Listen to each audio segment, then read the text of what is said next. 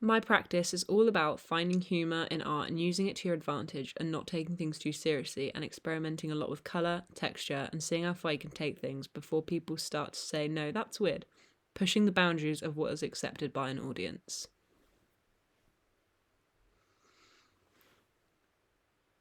As an artist that is good of this is Pablo Picasso. For example, he said, "The world today doesn't make sense, so why should I paint pictures that do?" I really agree with this, and I think it's a very candid way of looking at art, which is the way I look at it. So I really resonate with him a lot, and his art influences me. This was an experimental piece that I created. I'm just exploring colours, textures and layers, and really got into painting a more abstract face, then going over it with white and then black Posca pen to add some details back into the face like lips, eyes and a nose.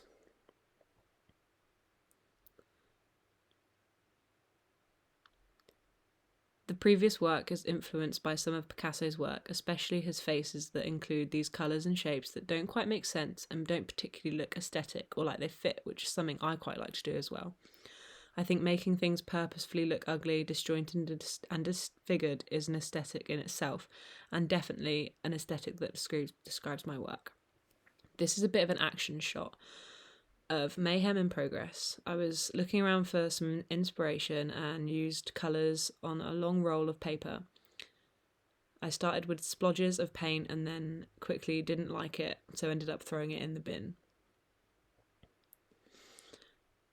Following on from the experimenting with the faces, I wanted to create a mirrored twin-like faces, so did the old classic primary school activity of painting one side of the paper, then folding it over to make an imprint on the other side. Then, of course, going over in my signature pen, continuous line style drawings.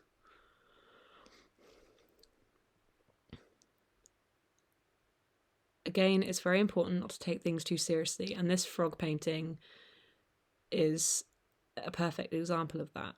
A funny piece, not very serious at all, just for experimentation.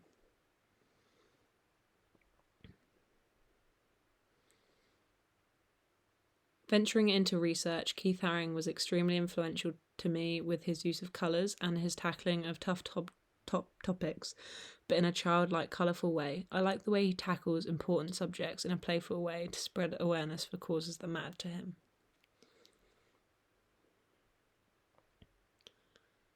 "There really can't be any more anonymous sex" is a quote by Haring which I think highlights his bravery in tackling these types of topics.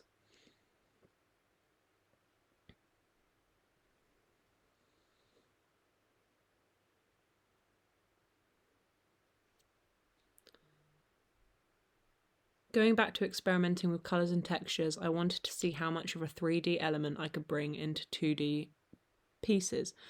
I paint a lot on paper and wanted to add another dimension to this. Texture is definitely a way to make something seem more three-dimensional. Another example of layering. The work in progress picture on the left is quite dull and flat, and I wanted to add pen over the top to experiment with contrasting colours and similar colours over the top to see what layered and what worked and what didn't work.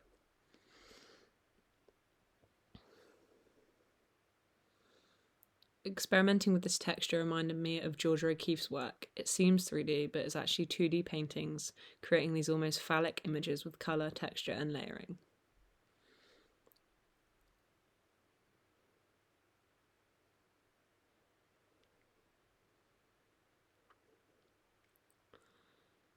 Adding the use of stencils to get colour onto this vibrant pink background really sped up the speed at which I could create these layered artworks.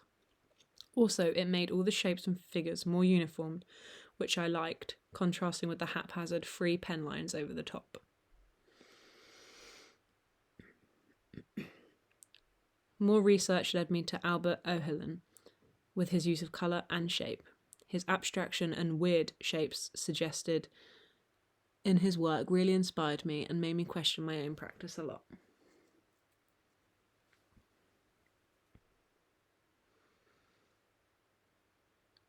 This green piece to the right might be my favourite artwork I've done so far. I really love the boldness of the green. This piece was inspired by a painting I did on the left quite a while ago that was much larger in scale, but the idea of layering in bold expressive pen lines to create the faces were the idea I wanted to carry forward. Thinking about how I loved working with bigger scale, I wanted to make my own canvas. This was attempted after watching a quick YouTube tutorial on how to build a cost-effective canvas. Overall, I would say it was successful and ended up costing a fraction of the price of a pre-built canvas.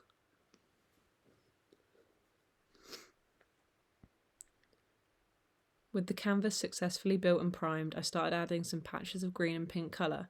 Quickly I decided I hated it and wanted a more clean block colour to start, so I painted the whole thing a dark matte blue, which looked really clean.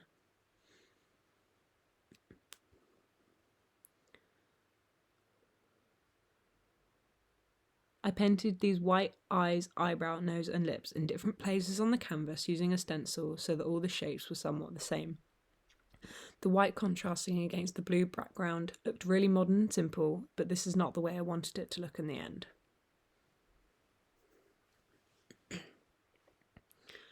I decided I wanted to play around with a thicker quality of paint to add some texture to the painting. I was going to use sand, but due to weather conditions and lack of a bucket, I used baking powder, which made the paint go a foamy, grainy looking texture, which was really nice to smear onto the flat canvas. An artist that I'm now looking to expand my practices by researching is Banksy and his use of graffiti. I've always been interested in spray paint and the freeness that comes with this. I can't wait to explore the creativity and questionability of graffiti and the stigma around it.